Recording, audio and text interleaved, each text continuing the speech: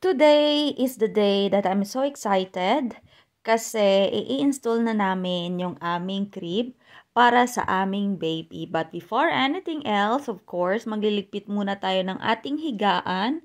Bawal ang makalat for today's video. Kinuha ko na rin para i-prepare yung salta or foam para sa crib ng aming anak.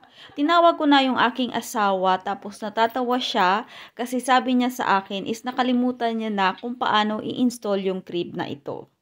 Super tagal na kasing binigay ito sa amin kaya nakalimutan niya nang gawin. The same person lang pala yung nagbigay sa amin ng crib at saka ng sterilize. Yung crib na ito is gawa siya sa kahoy. Ang nagustuhan ko lang dito is maliit yung ma-occupy niya na space kasi nga yung room namin is maraming mga gamit. Ang nagustuhan ko rin dito is super gaan tapos meron siyang gulong and may stopper. Kapag gusto kong dalhin dito yung crib sa living area is madadala ko siya ng madalian. Kanais man sang iya nga color, it's because white. Tapos yung naambag ko lang dito sa aking asawa is towel lang at tsaka upo. Uminom pala ako ng water kahit wala akong ambag kasi nauuwaw ako. Tapos alam nyo ba, yung mineral water nila dito is may halo siyang carbonate or carbon na nilalagay sa soft drinks. Finally, natapos na rin ng aking asawa yung pag-i-install ng crib. Tapos yung brand niya pala is Baby Needs. Nilagay ko na yung salta or foam. Tapos, pwede mo pala tong ma-adjust pababa kapag lumaki na ang baby. Then, yung other kagandahan lang nito is pwede mo siyang i-connect sa inyong bed.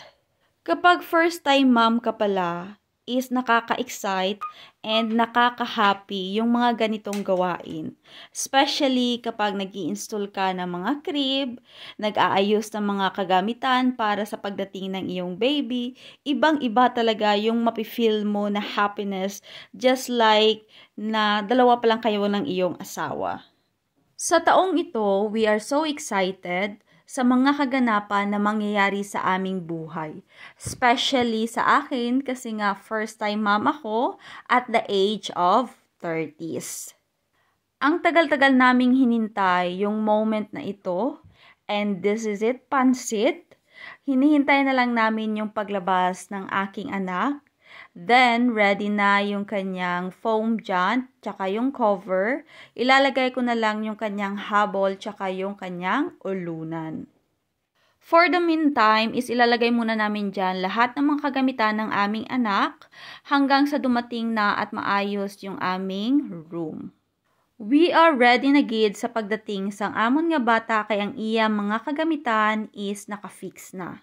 Siya na gid lang ang amon nga ginahula.